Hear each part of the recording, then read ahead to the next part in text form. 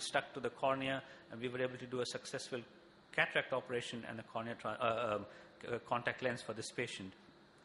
With limbal transplants, the only point I want to make here is that the spongy layer swells with water and can cause the appearance of a false AC, but that disappears very quickly, and you can use two membranes, one inside acting as a graft and the one outside acting as a patch. Now, with this in mind, we have developed this, recently published this technique called amnion-assisted conjunctival epithelial redirection. So when you got a patient like this with severe stem cell deficiency, what we do is we do a peritomy, clean the fibrovascular tissue from the surface of the eye. We then put the autografts from the other eye or allografts from a living relative, and you can put a patch inside if you want, a graft, inside like this. But what happens is you want these explant cells to grow on the cornea, but you want to keep the conjunctival cells from growing onto the cornea, otherwise you have a problem. So we take another membrane now and put it on the surface, and you tuck it under the edge of the conjunctiva. So it forces the conjunctival cells to grow on the membrane, and the limbal cells will grow on the inside, on the inner membrane, and you completely avoid contamination of the two on the surface. And then after a month or so, you take out the outer membrane. And here's an example. Those are the explants, the outer membrane. You can see how all the conjunctival cells are growing on the outer membrane. And another example, the pre-op without and with fluorescein. We've done this ACER technique, and you can see the cells from the conjunctiva are growing on the outer membrane. At 1 week, it starts to fall off. We take it away, and you can see now the inside membrane has been fully covered with epithelium. The surface is much better and stable now to go in with another cornea operation to restore sight. It's used a lot in glaucoma surgery as well for various reasons, as you see over there. And here are some examples where a leaking bleb was repaired with amniotic membrane. Here an exposed scleral patch following an Ehmet valve did not work, the amniotic membrane. We had to put a conjunctival graft. And this is our new strategy now. We look at the defect, we undermine the conjunctiva, put a sheet of membrane underneath, another on the top, and with this sandwich technique, we've got some success, and we reported this a while ago as well as in this patient. But sometimes it doesn't work, and here you can see this huge melt of the cornea following mitomycin C trabeculectomy. The ulcer wasn't healing. We put this membrane, and then it worked very well. It was looking very nice. We were quite pleased. The patient came back in 2 weeks, and the patient had infection with hypopion. We took out the bandage lens, had to get rid of the membrane, treat with conservative measures, and this is where then we applied the Omni lens. The Omni lens is a large contact lens in which you put this membrane here, which is you just put it inside and put it on the eye, and that then was covering the membrane, and you can see then here the lens has been taken off a week later. The membrane is over there now, but the surface is all healed up. So different strategies of using the membrane. It's also used in plastic surgery for lid reconstruction, orbital surgery, and for punctal occlusion. You can take explants on the membrane, you can grow the cells outside, and these cells, they stratify. This is the amniotic membrane without its epithelium, so if you take that off, this is how it looks on scanning EM. Stratified sheet, you can use that to transplant on the eye in ex vivo expansion. And again here, nice hemidesmosome attachments. But that's not all. Let's look at the sorcery. In the past, ancient times, there is this account. People believed that the seventh son of a seventh son, a person born with a red caul, which means the amniotic membrane covering the head of the baby, or a child born with teeth. You should watch out for these people. And these were the same people who believed that you could stop a volcano by throwing a beautiful woman in it. So those were the kinds of thought process at the time. There is this book, The Night Battles, Witchcraft, on how it was considered that the amniotic membrane is the seat of the outer soul, and that it is a feature, somebody born with the amniotic membrane on the head, he has a wandering soul, so it doesn't go to heaven, is not on earth, somewhere in between, a soul that is lost. In the medieval times, the thinking changed. People thought it's a sign of good luck. And it's also referred to as Jesus' nightgown. So if a baby is born with most of the amniotic membrane on it. And people who had that were names like Charles Dickens, David Copperfield, Napoleon, and Sigmund Freud. And they were believed to be clairvoyant. And this was, when this happened, the doctor, the midwife used to present the membrane to the mother. And again, in the more recent times, it was believed to defend fertility and protect against the forces of evil. And a baby born with the caul intact gave good luck and prevented the person from drowning at sea. So Scottish sailors always carried their amniotic membrane to stop them from drowning, and it was called the Sealy Howe. And there's this advertisement from 1835, a child's caul to be disposed of, a well-known preservative against drowning, price 10 guineas. Now we move fast forward to the 21st century. So what do we know about sorcery? The criteria for success and failure are very poorly defined. When we apply well-defined criteria for success and failure, you find the success rate, depending on the indication, can change. You can have partial success, or you can have as high as 44% failure. When you do a PubMed search, I did this a couple of years ago, and there were only 33 randomized controlled trials. And I'm just quickly going to run through these to tell you that all of them show the membrane was no different or worse than the other option. So no significant difference in glaucoma studies, and no significant difference with regard to trabeculectomy blebs. Conjunctival advancement was much better than amniotic membrane. Again, all glaucoma trial did not show, the trial showed superiority of conjunctival advancement over amniotic membrane. Amniotic membrane versus conjunctival autograft for pterygium. AMT had unacceptably high recurrence rate compared to autoconjunctival. Again, high recurrence rate, delayed vascularization. You go on and look at every of these studies for every indication. Ocular burns is where it promotes healing in the acute stage, but in the later stages, it is pretty much the same. That problem keeps coming up over and over again. And then in a major Cochrane review as well, it was shown that there was no difference between amniotic membrane, but the literature was very sparse. Again, tarsorrhaphy versus amniotic membrane, there was not much difference. And here again, in bullous keratopathy, when we used it, PTK versus amniotic membrane, or anterior stromal puncture versus amniotic membrane, no difference. Now, AMT is a very simple office procedure, costs just one needle. Amniotic membrane is a theater procedure. So which one would you prefer? And here are some examples of recurrence of pterygium following amniotic membrane use. Severe chemical burns of the eye, and you can see how it failed in these patients. Here again, an epithelial defect, limbal stem cell deficiency did not heal, but the membrane got vascularized and is supposed to be an inhibitor of vascularization. And sometimes the membrane gets left behind in a very thick layer and causes obscuration of vision itself. There can be hemorrhage underneath the membrane, so all sorts of consequences. And to me, even this is sorcery, that instead of a punctal plug, if you want to stitch a membrane on, you're probably carrying its application a bit too far. Now, we invoke all the, if you look at the yellow things, we say it's anti-inflammatory, supports epithelium, inhibits vascularization. But in any biological system, you have checks and counter-checks. You can't have only one. You have always the other. If we only invoke the beneficial things of the membrane, we don't invoke the harmful things, but they are always both there. If you look at the membrane, intra-donor variations, inter-donor variations are immense.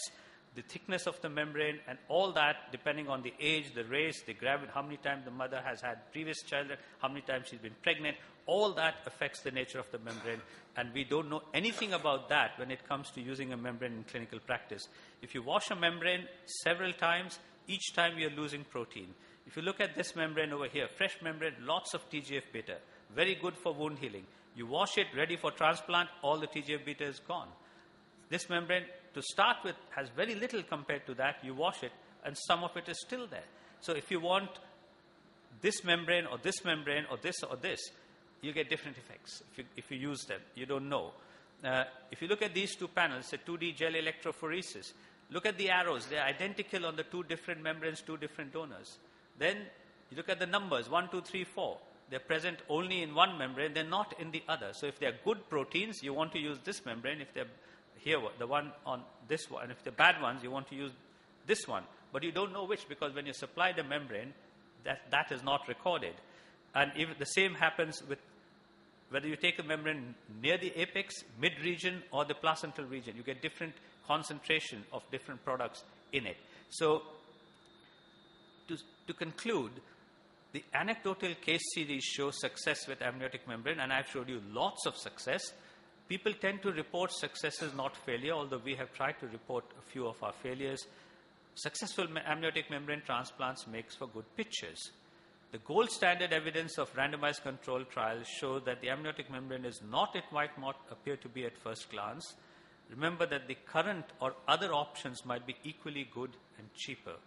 And you may not get the same membrane every time, and therefore you may not get the same effect of the transplant every time. So my last slide here, therefore the bottom line, the summary, it is a very useful tool for some indications, but is not necessarily better or cheaper than all existing options. It does not always work. Often used as something to do rather than something that does. And this comment of mine greatly annoyed friend Shefa Singh when I used the first time. Its potential for epidemic. I was in Pakistan showing them how to use the amniotic membrane. They never test the donors for HIV, Hep B and C, saying that we don't have this over here. They use fresh from the mother to the patient. Fortunately, they only use it one fresh one for 1 or 2 patients. Therefore, it's not a lot, but even one patient getting HIV will be one too many. The effect of different methods of preparation, handling, storage can significantly influence its effects. There's poor standardization because of the inter- and intramembrane variations, and we need for better standardization and a product off the shelf rather than frozen. Thank you.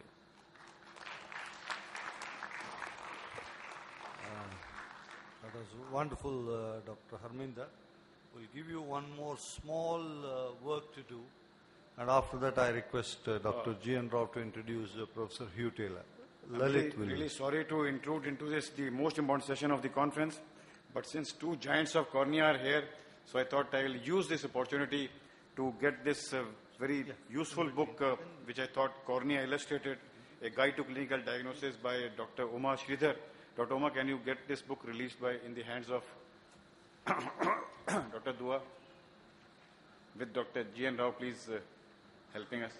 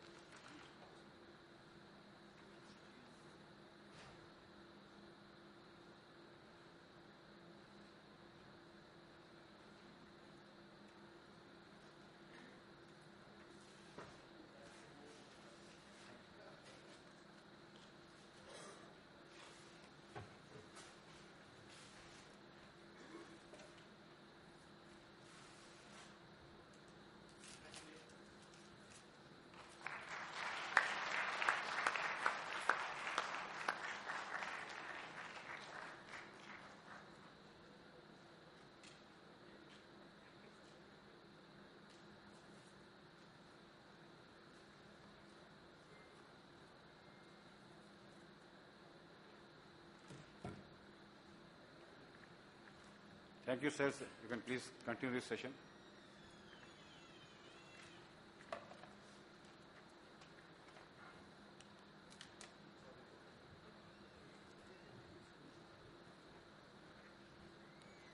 So, sorry to impose on your time for another half an hour. I've been given 2 lectures to give. It for me is a pleasure. And this one is on a subject very close to my heart, the pre-Descemet's layer, controversy, clinical and surgical applications. Corneal grafting has changed phenomenally. We very rarely do penetrating keratoplasty, but more often lamellar keratoplasty. And for indications where the stroma is involved, the endothelium is normal. Why replace the endothelium? Just transplant the stroma, and that's done in this procedure called deep anterior lamellar keratoplasty. And where the endothelium is involved, why replace the stroma and the rest of it and make the eye weak and cause astigmatism? We do only the endothelial transplants, and these are in the form of Descemet stripping endothelial keratoplasty, Descemet membrane endothelial keratoplasty. So just for those of you who don't know, there's a 30-second video on what deep anterior lamellar keratoplasty is. So we've made a trephine in the cornea to deep lamellar depth, introduce a needle bevel down about 30 gauge or 27 gauge over a blob of helon to act as a magnifying lens, and then the video starts where we inject air. Air injection, and this is Anwar's big bubble technique, pushes the Descemet's membrane away from the rest of the stroma, and this operation was referred to as a Descemet's bearing technique. You take away the top half or 2/3 of the cornea, you puncture the bubble, You get into it with a spatula to prevent damage to the underlying desmus membrane. You make a cruciate incision, like divide and conquer in the lens on the corneal stroma, take away the 4 quadrants, and you bring a cornea from which you have taken away the desmus membrane and stitch it on. That's the DALC. Now, we did this, and there were certain clues that were telling us we are really not separating the desmus membrane. So we simulated the operation ex vivo in eye bank human eyes. So when you inject air, and this is the cornea looking at you, see this bubble starts in the center. There's a lot of leakage of air around the periphery, and make a note of that as well. So this bubble that starts in the center and goes up to 8.5 millimeters or 9 maximum, we call the type 1 bubble. But occasionally what happened is that, again, the human eye, the disc, sclerocorneal disc looking at you, injecting air, the bubble starts at the periphery, and then it spreads across the entire surface of the cornea. And here is another example where you're doing that. See, the bubble starts at the periphery here, a tiny thin-walled bubble, and it extends, and then here another one starts. And the two of them together merge to form this large, thin-walled bubble going across the entire posterior surface of the cornea. We call this the type 2 bubble. And occasionally, we had mixed, where you have a central type 1 bubble, and this here huge horseshoe of a type 2 bubble, and here again a little crescent of the type 2 bubble.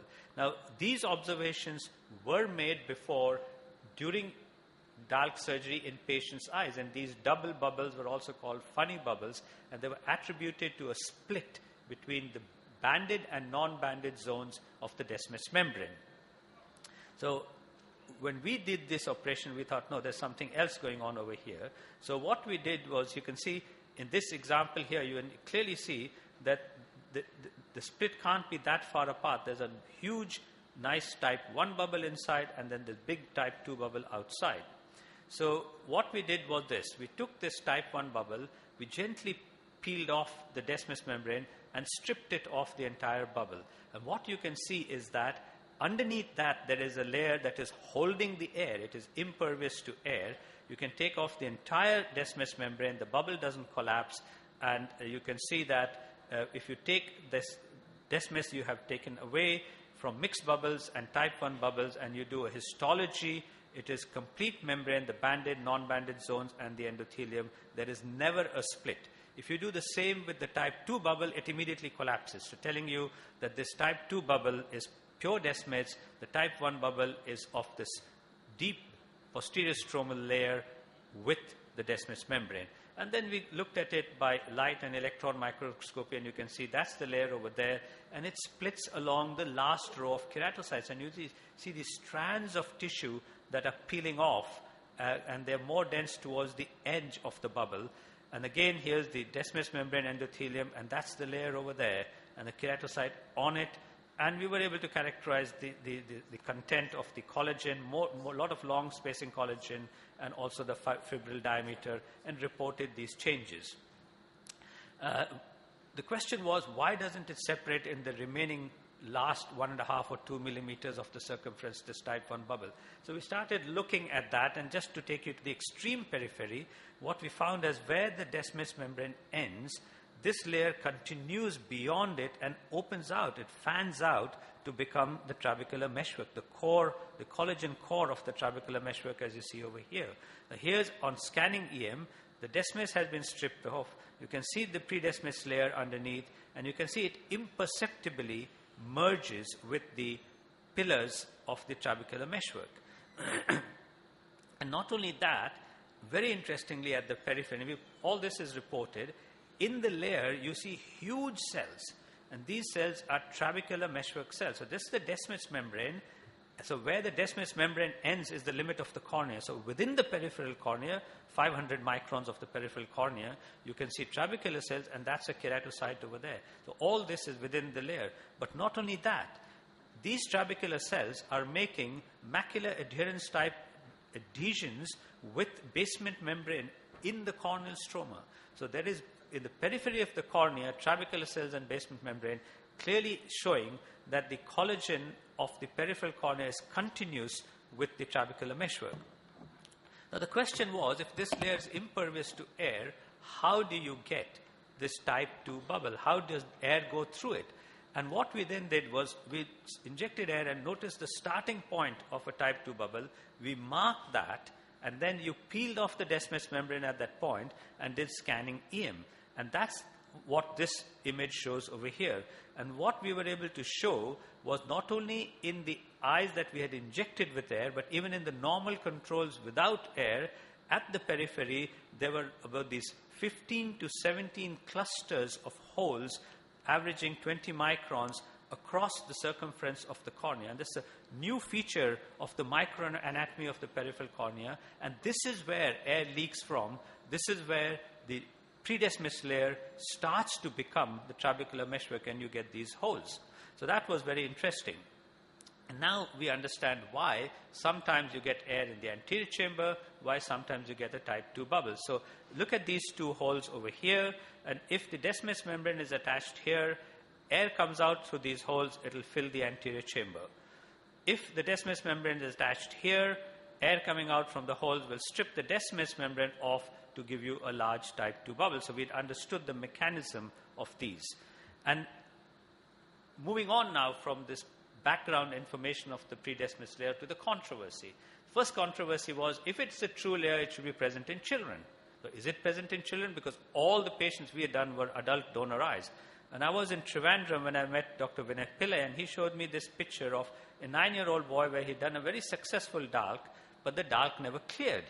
And then with OCT showed that the predesmous layer was nice and intact, so he never had aqueous leak during the operation, but inside there was a tear in the Descemet's membrane. So what he had got was a double bubble, and the inner bubble had burst. So naturally, if the Descemet scrolled away, the cornea is not going to clear. So we did a penetrating graft, we got the histology, and the histology clearly showed the predesmous layer, as you see here, and the torn, scrolled up Descemet's membrane. So yes, it's present in a 9-year-old child. And then we had, with the help of Amar Agarwal, this 1-year-old child, where again we were able to show this layer present clearly along the Descemet's membrane in a bubble type 1, that too much air was injected and it burst. He sent the sample over to Nottingham and we did the histology. And we have since shown it in a 4-year-old child and even in a 3-week-old baby. So the answer to the first controversy is yes, it is present in children.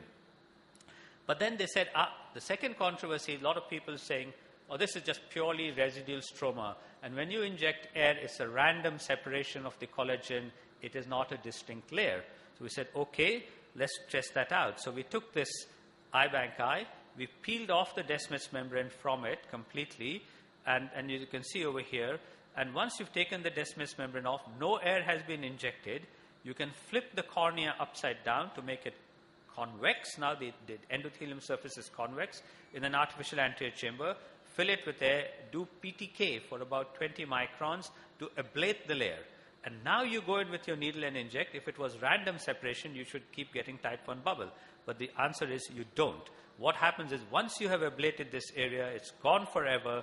And when you inject air and you put water, you can see multiple leaking points from where air would have come to lift it to produce the type 1 bubble, but not anymore because it's gone. So that was further evidence, and it is therefore not residual stroma because that's the non-ablated area. The ablated area is gone. Once it's gone, air will go through the rest of the stroma, but not through this. Then came this paper published in Ophthalmology by a colleague of mine, but again raising the controversy. They showed that the thickness is variable, therefore it's not a true layer, and they were able to show keratocytes in the layer somewhere in some of their samples. So these were the two major objections they raised. And if you look at the paper in detail, and most of the things they said, the white bits, the letters in white are the bits they confirmed what we had said, that yes, you can, it's 8 times it's type 1 and 2 times the type 2. The big bubble, you can take off the Descemet's and then inject air and you would still get a type 1, which is what we had shown. They just differed in the number of lamellae, so we counted 5 to 8, they counted 5 to 11. And they said there's no difference in the fibers in the predesmous layer versus the stroma anterior to it, and we had shown there's a difference. And they also said that the separation again occurs along the last rows of keratocytes, and we had said last row of keratocytes. So these were the kind of differences. But they had not counted and told where they found the cells, whether they're on the layer or in the layer. So let me take you to this paper then that appeared completely independently last year, where this group showed that the concentration of elastin is more abundant in the pre-Descemet's layer. They use the term pre-Descemet's layer than anywhere else in the cornea except at the limbus. So now we have elastin in this layer, which continues with elastin in the trabecular meshwork, because the trabecular meshwork is made of collagen, basement membrane, elastin, and trabecular cells, which we found in the periphery of the cornea. So that was sort of corroborated, and there is more elastin than anywhere else in the layer. So clearly there's a difference. And then we did whole mounts of the layer, and you can see there are no keratocytes over here. In the strands that break, you can occasionally see the keratocytes. And here's a piece of Descemet's membrane left, so built-in positive control. The nuclei are staining, but underneath that there are no keratocytes. So we still believe a lot of keratocytes that we count are on the layer because they're separating at that plane. Some will come here, some will stay back, but others are otherwise, by and large, it has got a paucity of keratocytes. And then talking about rows. Now, keratocytes are not soldiers. They don't stand in straight lines. So you would call this a row, and you would call this a row. But what happens instead is that they are standing like that. So is this one row? Is this another row? Is this another row? Is this another row? Is this another row? And then you see the layer underneath with the elastin. Or, what if you ask me, I will say the last row of keratocyte is this red line joining all the dots. And like a perforated postage stamp, that's where it's going to separate, separating this compact deep layer away. And then if you measure this, you will get a variable thickness, because these bits of stroma that are coming with the layer are different to the compact bit that lies underneath. And that explains some of the questions they had raised, but somebody convinced against their will is of the same opinion still, and that's what is the situation at the moment. But we are quite delighted to see this recent paper from a Canadian group, again quite independently, who have used the word Dua's layer as a keyword to show in vivo the presence of this layer, which they correlate histologically exactly as we have said, just posterior to the last row of keratocytes, and that's the last row, and that's the layer there. And the two lines you see here is the Descemet's and the endothelium, and then that is the layer over there. So that's, again, independent corroboration coming from ultra-high resolution OCT in vivo. The fourth controversy was that, this is only created by forceful injection of air. There is no natural plane of cleavage. So here's an example. We say, well, let's test that out. So people make these comments without doing the experiment. So we do the experiments and show, well, you're wrong. It's not that way. So you can actually physically peel this off from the bottom of the cornea after taking the Descemet's membrane off first. So let me just show you here. Descemet's membrane is there. That is the layer. And now with the stroma that is left, you try peeling another layer off like that, you cannot do it, because this layer allows you to peel it off. So yes, there is a plane of cleavage. And if you look at this now, the implications of this clinically, and that's where it all comes home, you can get these two bubbles. This rough-looking bubble is a type 1. This completely homogeneous, monotonous, no or featureless bubble is a type 2. With both of them, you can get a very successful Dalk operation. So what's the point? The point is that this bubble, if you don't know you've got it, is extremely fragile, and you can end up with a disaster. And it's very important to know during surgery which one you've got. So example, you've got this large type mixed bubble. If you were going to put your needle in to do a paracentesis, you're going to burst it. So you've got to let the air out first, then do your paracentesis. Look at this operation here. I'm trying to trim the edges after a nice bubble, and look what happens.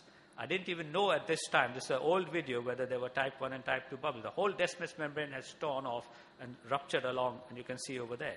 Look at this example a friend of mine said. He's done a nice bubble, everything, put the cornea in, and for some reason, he holds the eye and he moves it. Now watch what happens, don't blink, this happens so fast. See what happens? He moves the eye and pop, the whole thing goes burst. These are type 2 bubbles. They will be very vulnerable. This will never happen with a type 1 bubble. So you need to know. And sometimes you can exploit that plane of cleavage, because if the air doesn't go all the way to your triphyine mark, you will find there are strands between the deep stroma and the pre-Descemet's layer, and these may have to be cut. So when you see these strands, you know you're in the right plane. You will never see strands between the posterior surface of the pre-Descemet's layer and the descemet membrane. And here's another video sent to me by Hardik Parekh from Mumbai. He got a bubble which never extended to his trifine mark. So what he did is he cut the 4 quadrants, and he was able to put a spatula inside, just as we showed over there, and was able to completely dissect it, exploiting that plane, and go right to the periphery. And you can cut off your quadrants, and you can see here very nicely how those strands are being separated as you go in. So yes, there is this plane of cleavage. There's this paper from Liu et al. In histopathology showing fungi in keratitis profunda actually follow this plane, and they actually find the plane as they infect the cornea. And that's not all. And for us, this was really the vindication of all of this.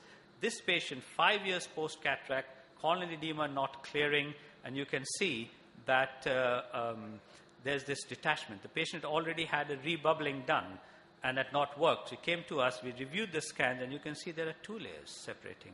And then clearly at one point, there's this cord-like layer here, and the descemet membrane which is scrolled. So the patient had a spontaneous separation of the pre-descemet layer and of the descemets which had torn, and this corneal edema was not clearing. And we reported this case in eye as the first clinical evidence of the pre-descemet layer participation in corneal pathology. And then we been to the BOS last year. Sharon D'Souza sent me this from one of her patients. Look at that, same kind of story, 2 layers separating, 2 layers separating, 2 layers separating. So the pre-descemet layer will independently, spontaneously separate in some cases where there's chronic edema. Another one, so we have to now go back and revisit and reclassify descemet membrane detachment, because when you see a straight line like that, it is a combined separation of the pre-descemet layer and descemet membrane, and when you see a wavy line, that's only descemet, and sometimes you see both.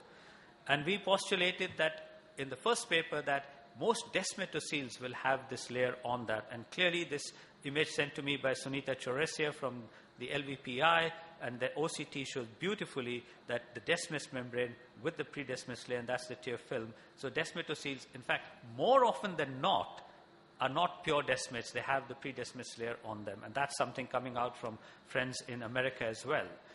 We postulated again in our first paper that acute hydrops in keratoconus is not just descemet tear, often it's tear of the descemets with this layer. And then on this basis, we were able to now show in a patient acute hydrops in pellucid. You can see the 2 layers on OCT, see the 2 layers there, and see that strand. So when you see that strand, you know that it is not a strand that will be with descemets. It is clearly the pre-descemet layer that's separating. And on that basis, Professor Muran with his team in France, they said, okay, patient's got acute hydrops, let's inject tear, identify the tear, and stitch the layer together back without stitching the descemets. And their comments, in inverted commas, the fact that the pre-descemet sutures can also be effective could be explained by the existence of Duer's layer. Acute corneal hydrops could be due to a tear in the Duer's layer. As a consequence, pre-descemet sutures would reattach at the edges of the layer, and so forth. I had shown that this layer can withstand a bursting pressure of 700 millimeters of mercury. So this gentleman was doing a DALC and so dense cataract underneath. So underneath the pre-descemet layer, he did the whole cataract operation 5 times. And one of them, he had vitreous loss. He did a vitrectomy clearance, and I've shown you deliberately that image, and then put the lens in, and then put the new cornea on it. So we published this together. We call it the DALC triple. You should never attempt this with a type 2 bubble, because immediately it bursts. And 2 or 3 people have tried that and showed me videos, which I won't show you today, but it bursts very quickly if you get a type 2 bubble. With a type 1, you can do a whole cataract operation. These are some examples of a DALC triple. Now, the final clinical application is this, and I was showing this video in Rwanda. You can inject air in the cornea, you can deflate the air, then you can put a trifine, and you can cut this composite of the pre-descemet layer, descemet membrane and endothelium, and use it for endothelial transplant. And a good friend, Amar Agarwal, was in the audience. He says, can I borrow that video? Can I go and do this operation? I said, by all means. And he did this operation, and we called it the pre-descemet endothelial keratoplasty. And you can see how you can separate that layer quite nicely. And the good thing about this layer is that it tends to scroll much less than the descemet membrane, so easy to unroll in the eye, and the less the handling, the less the loss of endothelial cells. And we then looked at that. So if you take this layer on with the PDEC tissue, So that's the predestinous layer and endothelium together, and you grade the scrolling. Then you carefully peel the two apart, and you can see that's the predestinous layer on its own in the middle column, and the desmos layer here. So the scrolling is much more, and all that is statistically significant. And then you can do this operation, which we now do pretty routinely in Nottingham and in many other parts of the world. There is an international PDEC working group with a lot of Italians and British doctors in it. You can put that in. It rolls the same way as endothelium out. You can inject this in the eye, tap it open with a bubble of air, slap it on the surface, and you can see the edge of that over there and how nicely it all falls into place. PDEC. Now, I told you a lot about those holes and fenestrations. The problem with PDEC is that a lot of air escapes, so how much to inject you have to control and be over what is escaping to build your tissue pressure, and you can get a type 2 bubble, and then you have to do a DMEC. So in the knowledge of the science of those microfenestrations, we devised this clamp. And this is the clamp now manufactured by Yanak. So you can actually, it's got a clamp, it's the shape of the cornea, which is roughened. You can clamp the tissue and got a side hole from which you can inject air into the cornea. And that's the clamp, how it really looks. And this is how it is in use. So you can clamp that. All the holes can be clamped shut. All the air you inject will be only in the cornea. You can get a controlled formation of the bubble, no leakage, no chance of a type 2 bubble because the holes are shut. And that is taking basic knowledge into clinical practice, which also proves the point, but gives you a new dimension to your surgery. And here you can see quite clearly the compressed bit all around. That's your bubble, that's the area of the air in the stroma, and that was the bubble after its color, usually a little bigger than that. Takes me back to the finish, back to the start. So this was the first paper we published, last few slides now. And this paper immediately became the most downloaded paper from ophthalmology in the first 3 months following publication. The 11th most downloaded paper in medicine and dentistry of all publications in that journal in that 3-month period. And it was a list of the top 25 papers in ophthalmology, 12th overall in that year. And all the top 11 were related to macular degeneration and injections for that. Then came the final controversy, which of course there was right from the beginning, but I've kept it for the last. Why did you call it Duer's layer? Why was it called so? And it just take you back over here. Actually, when we first wrote this paper, the full stop was here. But two of my colleagues, and I'll show you the picture, these two, they insisted we put this because they always, during the 2 years in the study phase, they used to call it Prof's layer. They said, let's put it over here, see what happens. It went through the entire review process of ophthalmology. Nobody objected, and that's why it stuck. But with hindsight, perhaps I should not have used that term. However, in the UK, we have the Times Higher Education Research Award of the Year, with all 132 universities compete across all fields, not just medicine, astronomy, biology, you name it, forensic medicine, aeronauticals, across all fields. We were given this award for the work on Duer's layer in the 2014 Times Higher Education Award. The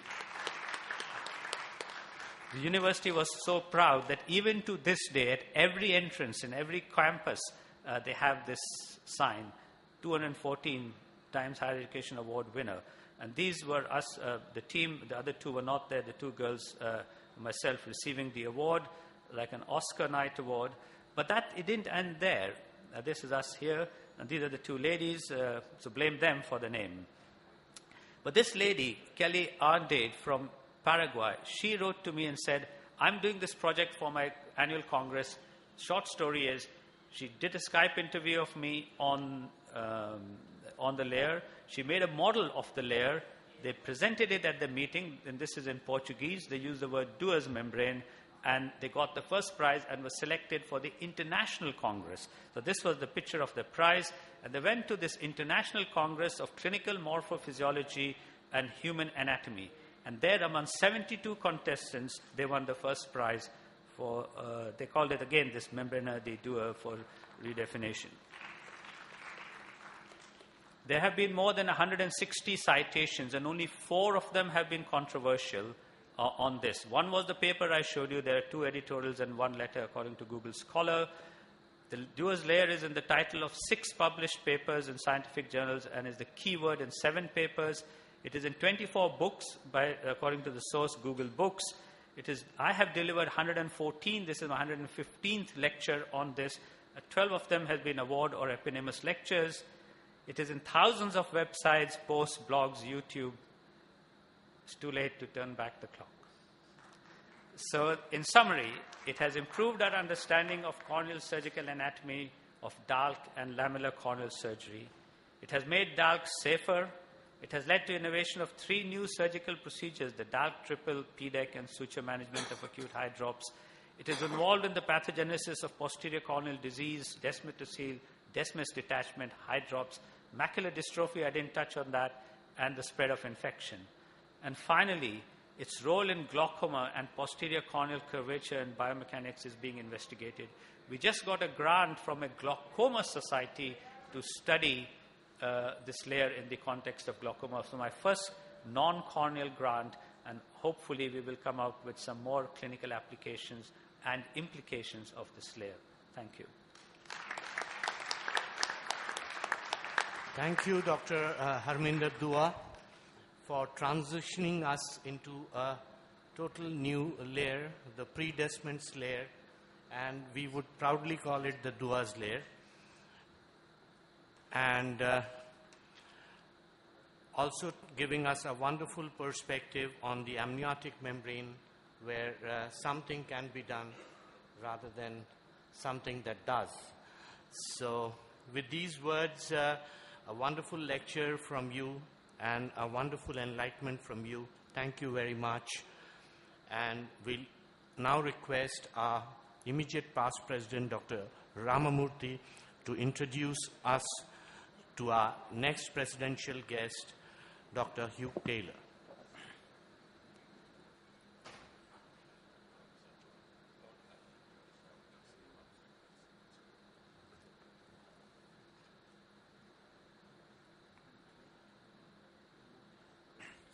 Ladies and gentlemen, it's my pleasure and privilege to introduce you the second President's guest lecturer, Professor Hugh Taylor. Dr. Taylor is presently the Harold Mitchell Professor of Indigenous Eye Health Care at the University of Melbourne. He was the head of the Department of Ophthalmology at the University of Melbourne and is the founding director of Centre for Eye Research Australia from 1990 to 2007. Prior to that, he was a professor of ophthalmology at the Wilmer Institute at the Johns Hopkins University in Baltimore, with joint appointments in the departments of epidemiology and international health. Maybe it is this stint in the United States which evoked his great response, both as a clinician as well as an epidemiologist, which he has combined so admirably right through his career. Professor Taylor's current work focuses on aboriginal eye health. He has led the efforts to eliminate trachoma in Australia and develop the roadmap to close the gap for vision, blueprint to provide sustainable eye care services to Indigenous Australians. He has worked with WHO in different roles for over 30 years. His contributions have been seminal in the field of trachoma and river blindness or onchocerciasis. He was also one of the first ones to propound the role of ultraviolet radiation in the causation of cataract. He has to his credit 36 books and reports, more than 700 scientific papers, multiple international awards and prizes. He is a fellow of the Australian Academy of Health and Medical Services. In 2001, he was made a companion in the Order of Australia. He has several leadership roles, has currently holding the role of the President of the International Council of Ophthalmology. He was the Deputy Chairman of Vision 2020 Australia. He was the Vice President of the International Agency for the Prevention of Blindness, IAPB. He has been awarded the Lifetime Achievement Award by American Academy of Ophthalmology and the Helen Keller Prize for Vision Research. He has met up with royalty, and this is his meeting with Queen Elizabeth when he was honored in the Diamond Jubilee Trust Honors Award in October 2013. He has time for his family, and this is Professor Taylor with his family at the unveiling of his portrait at the Royal Victorian Eye and Ear Hospital on 29th of February 2012. This is a more recent photograph, a more joyous photograph when he was conferred the award of the 2017 Victorian Australian Year, of the Australian of the Year Awards on 16th of November 2016. It's my pleasure to present to you a clinician, a scientist, an author, an epidemiologist, a health administrator, and most importantly, a humanitarian deeply concerned with the alleviation of blindness across the continents. Over to you, Professor Taylor.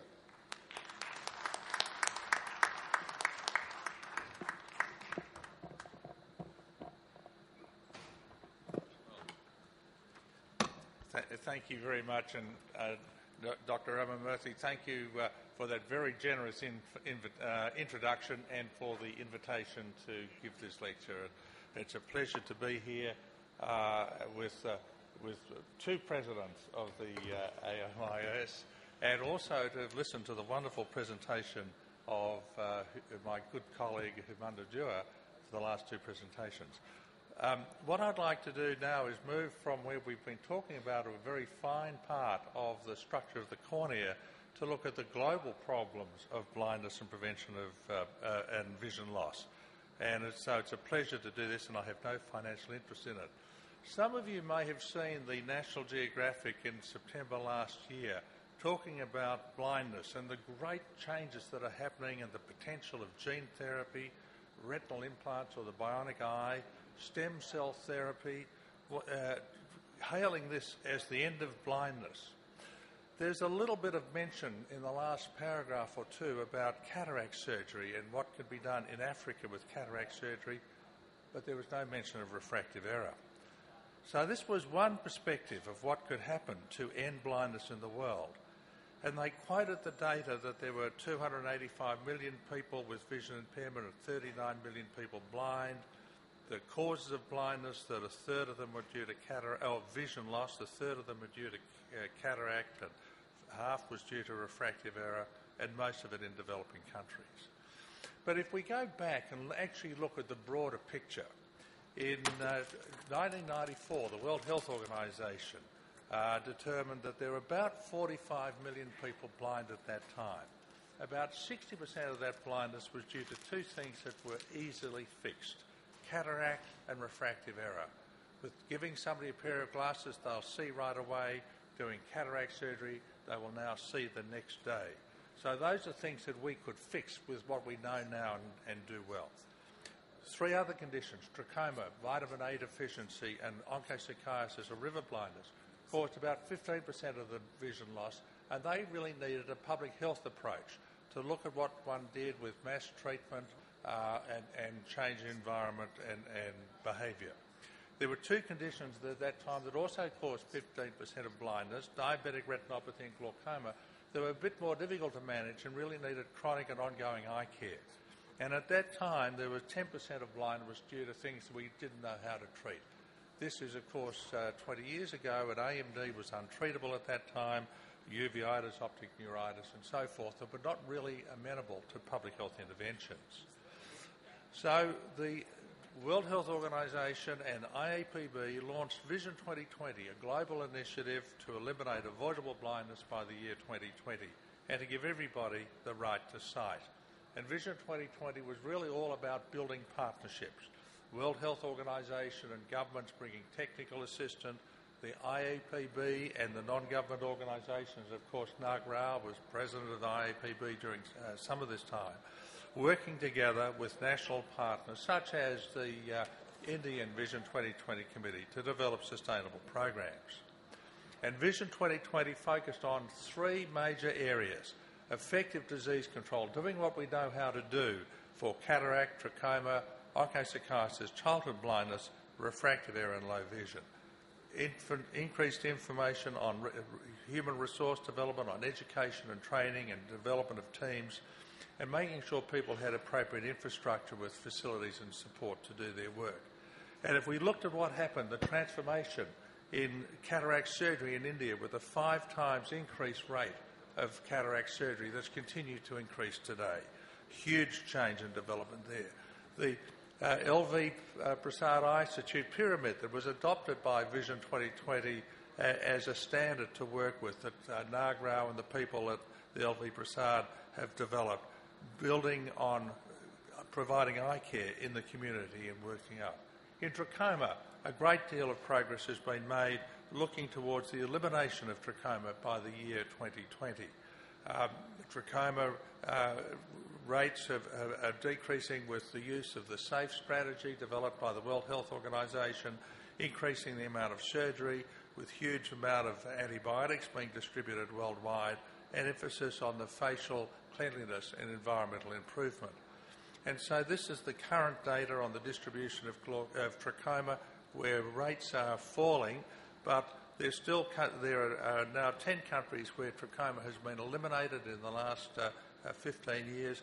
The data for India, for northern India, are still waiting because there are reports still that trachoma is a problem in India, in the northern areas that really need to be addressed.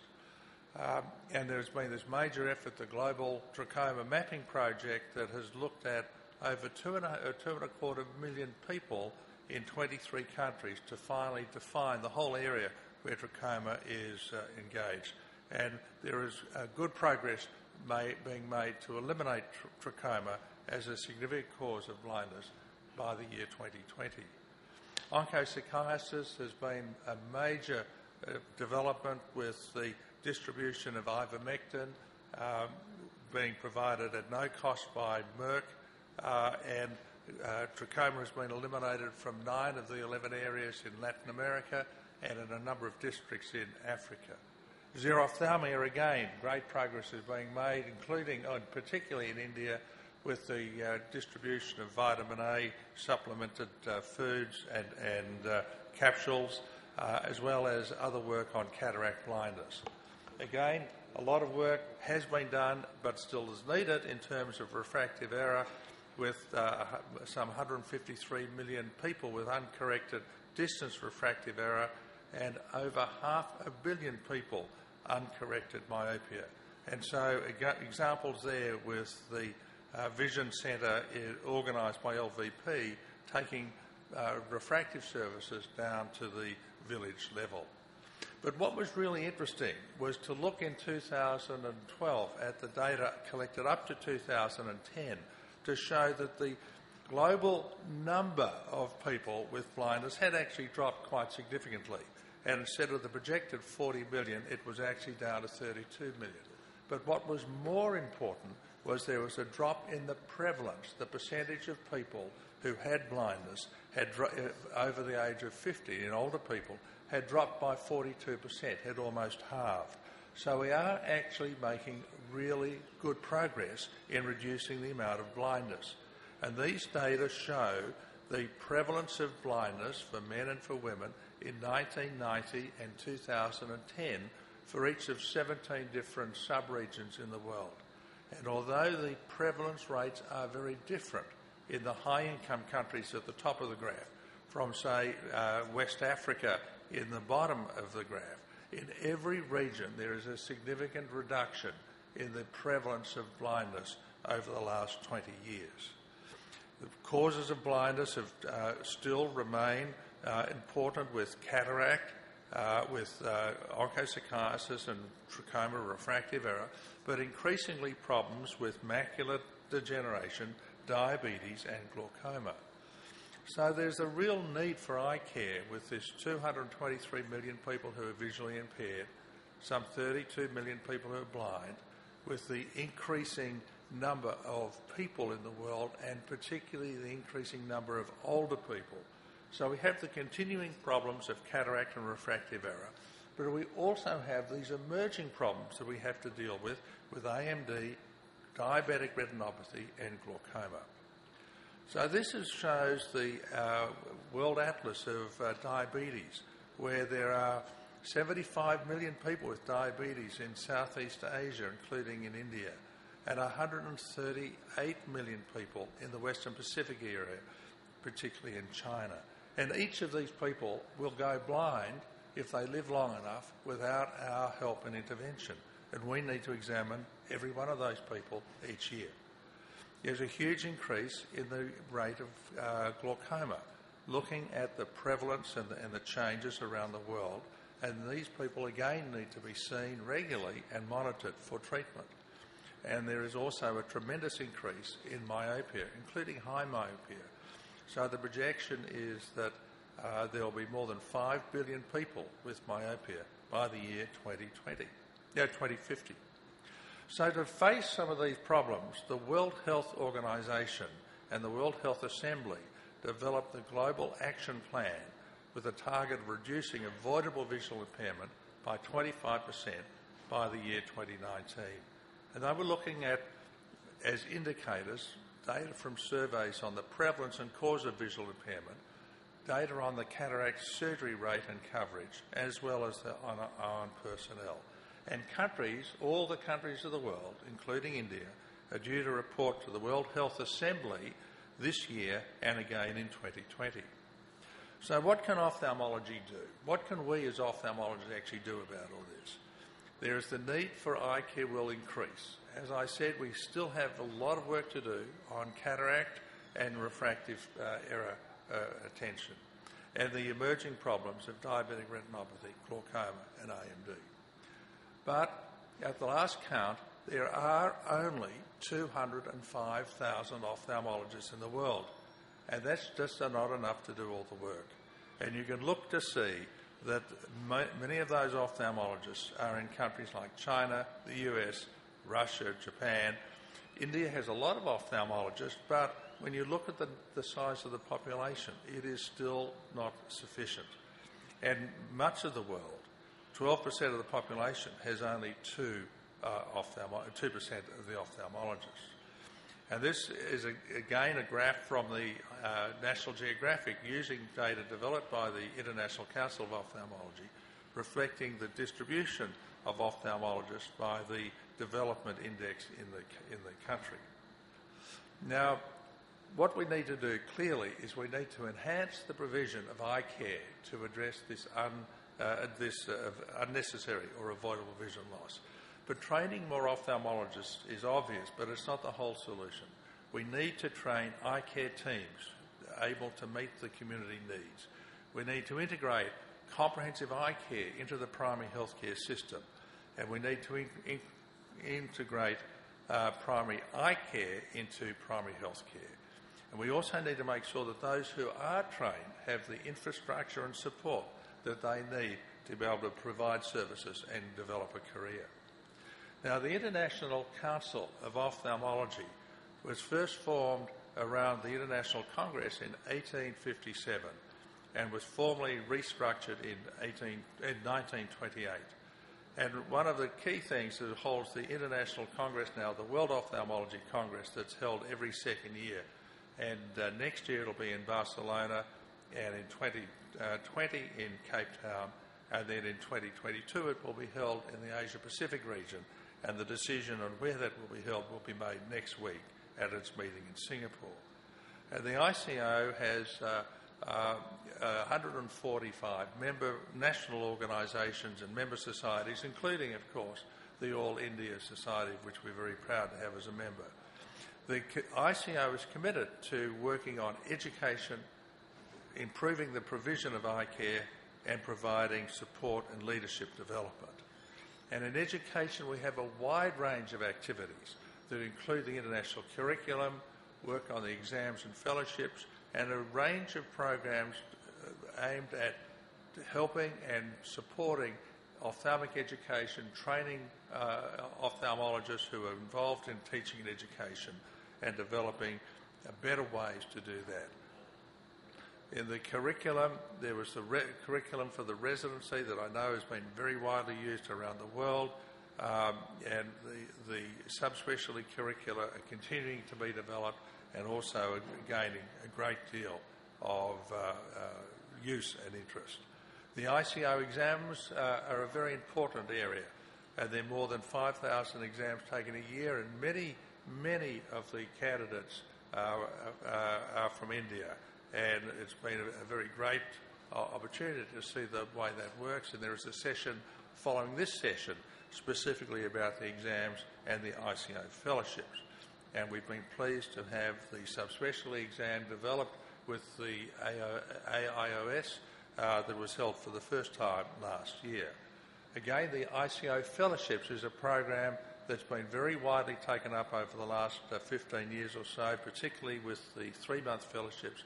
And again, I know there are many Indian ophthalmologists who have greatly benefited from receipt of a ICO fellowship to get some special training in one area or another, and then to return to India to bring back that new knowledge.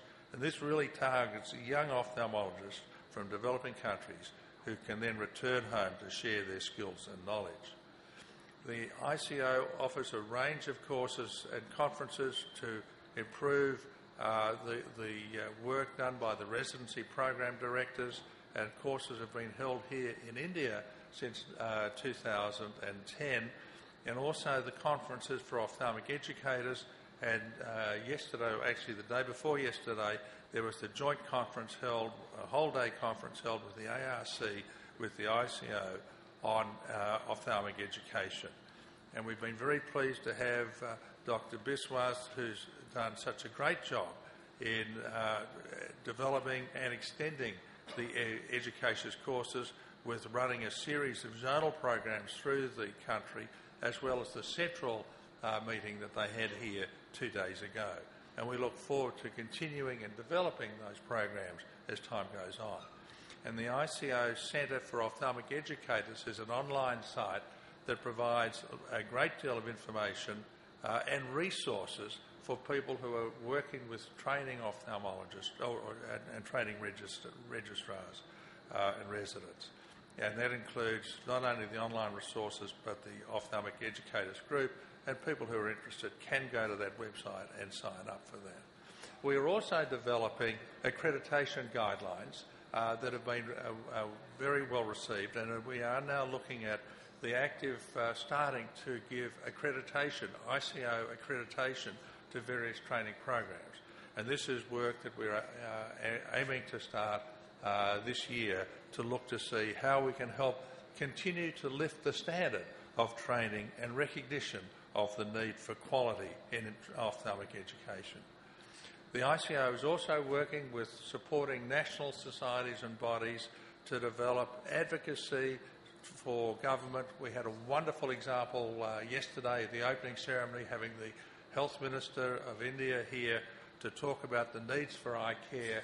But for many societies who are struggling with how can they get the government attention and resources for provision of eye care, the ICO is trying to help and support that.